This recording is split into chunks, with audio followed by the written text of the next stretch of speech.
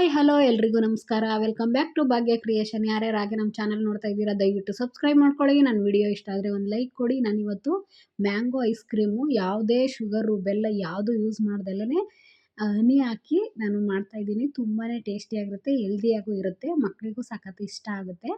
ಅದಕ್ಕೆ ಇಲ್ಲಿಗೆ ಬೇಕಾಗಿರೋ ಇಂಗ್ರೀಡಿಯೆಂಟ್ಸ್ಗಳನ್ನ ನಾನು ತೊಗೊಂಡಿದ್ದೀನಿ. ಇಲ್ಲಿ ಗೋಡಂಬಿನ ಬಿಸಿ ಹಾಲು ಹಾಕಿ ನೆನೆಸಿ ಇಟ್ಟಿದ್ದೀನಿ. ಮತ್ತು ಹಾಗೆಯೇ ಬಿಸಿ ಹಾಲಿಗೆ ನಾನು ಮಕಾಸ್ನು ನೆನೆಸಿಟ್ಟಿದ್ದೀನಿ. ಮತ್ತು ಇಲ್ಲಿ ಜೇನುತುಪ್ಪ ತೊಗೊಂಡಿದ್ದೀನಿ, ಹೆಲ್ತಿಗೆ ತುಂಬಾ ಒಳ್ಳೆಯದು. ಇಲ್ಲಿ ಮ್ಯಾಂಗೋನ ತೊಗೊಂಡಿದ್ದೀನಿ. ಮತ್ತು ಇಲ್ಲಿ ಬಾದಾಮಿನೂ ಅಷ್ಟೇ ನೆನೆಸ್ಬಿಟ್ಟು, ನಾನು ಹಾಲಲ್ಲಿ ಏನು ನೆನೆಸಿಲ್ಲ, ಮಾಮೂಲಿ ನೀರಲ್ಲಿ ನೆನೆಸಿ ಸಿಪ್ಪೆನ ಎಲ್ಲ ತೆಗೆದು ಎತ್ತಿಟ್ಕೊಂಡಿದ್ದೀನಿ. ನಿಮ್ಮ ಇದಕ್ಕೆ ಪನ್ನೀರ್ ಬೇಕಾದ್ರೂ ಯೂಸ್ ಮಾಡ್ಬೋದು, ತುಂಬ ಚೆನ್ನಾಗಿರುತ್ತೆ ಅದನ್ನು. ಇಲ್ಲಿ ನಾನು ಒಂದು ಜಾರ್ ತೊಗೊಂಡು ನಾನು ನೆನೆಸಿಟ್ಟಿರೋ ಅಂಥ ಮಕ್ಕಾಸ್ನ ಹಾಕೋತಾ ಇದ್ದೀನಿ. ತುಂಬ ಹೆಲ್ದಿಯಾಗಿರುತ್ತೆ. ಈ ಡಯಟ್ ಮಾಡೋ ಅಂಥವ್ರು ಆಲ್ಮೋಸ್ಟ್ ಇದನ್ನು ತಿನ್ಬೋದು. ಅಕಸ್ಮಾತ್ ಶುಗರ್ ಇರೋರು ಐಸ್ ಕ್ರೀಮ್ ತಿನ್ನೋಕ್ಕೆ ಇಷ್ಟ ಇರುತ್ತೆ, ಕೆಲವರು ತಿನ್ನೋಕ್ಕಾಗಲ್ಲ ಅಂಥವ್ರು ಈ ರೀತಿ ಮಾಡಿಕೊಂಡು ತಿನ್ಬೋದು. ಇವಾಗ ನೋಡಿ, ಇದನ್ನು ನುಣ್ಣಗೆ ಪೇಸ್ಟ್ ಮಾಡ್ಕೋಬೇಕು. ಯಾಕೆಂದರೆ ಐಸ್ ಕ್ರೀಮು ತುಂಬ ಸಾಫ್ಟಾಗಿ ನಯಾಸಾಗಿರುತ್ತಲ್ವ, ಹಾಗಾಗಿ ನಾವು ಅಂಗಡಿ ಬದಲು ಮನೇಲೇ ತುಂಬ ಈಸಿಯಾಗಿ ಹೆಲ್ತಿ ಇಂಗ್ರೀಡಿಯೆಂಟ್ಸ್ ಬಳಸ್ಕೊಂಡು ನಾವು ಮಾಡ್ಬೋದು. ಮಕ್ಳಿಗೆ ಸಖತ್ ಇಷ್ಟ ಆಗುತ್ತೆ. ಇವಾಗ ನೋಡಿ, ಅದನ್ನು ಒಂದು ಬೌಲ್ಗೆ ಹಾಕ್ಕೊಂಡಿದ್ದೀನಿ.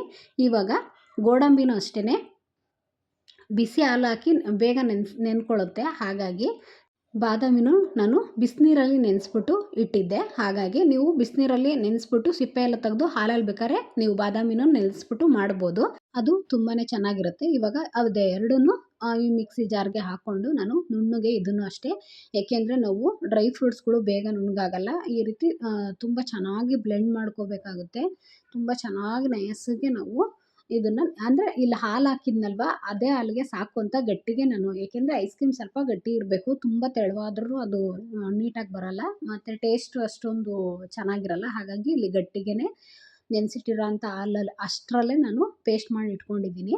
ಮತ್ತು ಅದೇ ಬೌಲ್ಗೆ ನಾನು ಅದನ್ನು ಹಾಕೋತಾ ಇದ್ದೀನಿ. ಇವಾಗ ಅದೇ ಜಾರ್ಗೆ ನಾನು ಇಲ್ಲಿ ಮ್ಯಾಂಗೋನ ಸ್ಲೈಸ್ ಕಟ್ ಮಾಡಿ ಇಟ್ಕೊಂಡಿದ್ದೆ, ಈಗ ಅದನ್ನು ಹಾಕೋತಾ ಇದ್ದೀನಿ. ಇಲ್ಲಿ ನಾನು 2 ಮಾವಿನ ಹಣ್ಣು ತೊಗೊಂಡಿದ್ದೀನಿ.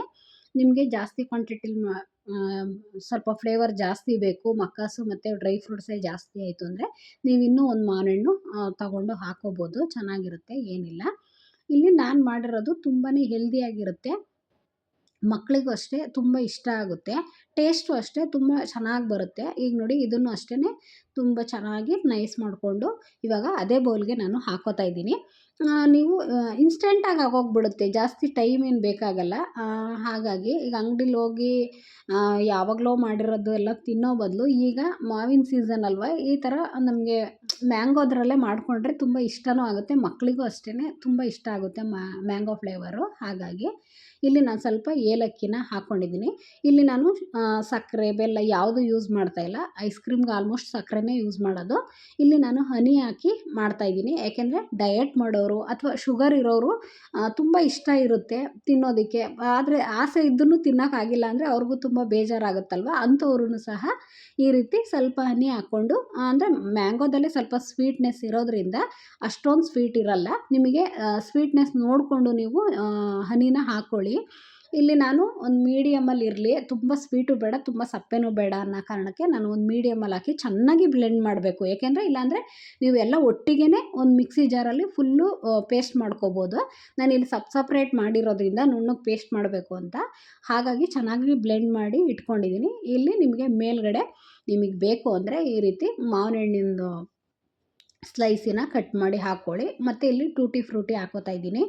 ಮತ್ತು ಸ್ವಲ್ಪ ನೀವು ಡ್ರೈ ಫ್ರೂಟ್ಸ್ಗಳು ಬೇಕು ಅಂದರೆ ನೀವು ಇದಕ್ಕೆ ಆ್ಯಡ್ ಮಾಡ್ಕೋಬೋದು. ನಾನಿಲ್ಲಿ ಟೂಟಿ ಫ್ರೂಟಿ ಮತ್ತು ಸ್ವಲ್ಪ ಬಾದಾಮಿ ಮಾತ್ರ ಹಾಕಿದ್ದೀನಿ, ಇನ್ಯಾವುದೇ ರೀತಿ ಹಾಕಿಲ್ಲ. ನೀವು ಪಿಸ್ತಾ ಅಥವಾ ಬಾದಾಮಿ, ಗೋಡಂಬಿ ಇವೆಲ್ಲದೂ ನೀವು ಚಿಕ್ಕ ಚಿಕ್ಕದಾಗಿ ಕಟ್ ಮಾಡಿ ಹಾಕೋಬೇಕು.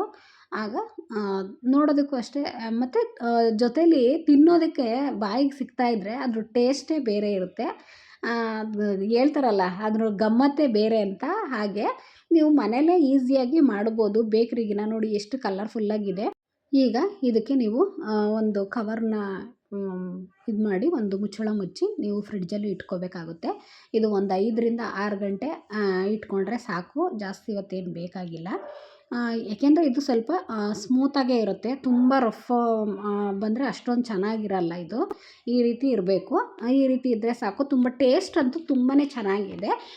ಹಾಗಾಗಿ ತಿನ್ನೋದಕ್ಕಂತೂ ಸಖತ್ತು ಚೆನ್ನಾಗಿದೆ, ರುಚಿ ಅಂತೂ ತುಂಬಾ ಒಳ್ಳೆಯದು ಹೆಲ್ತಿಗೂ. ಈಗ ನಮ್ಮ ಚಾನಲ್ನ ಸಪೋರ್ಟ್ ಮಾಡಿ, ಸಬ್ಸ್ಕ್ರೈಬ್ ಮಾಡ್ಕೊಳ್ಳಿ, ಶೇರ್ ಮಾಡಿ, ಕಮೆಂಟ್ ಮಾಡಿ. Thank you for watching.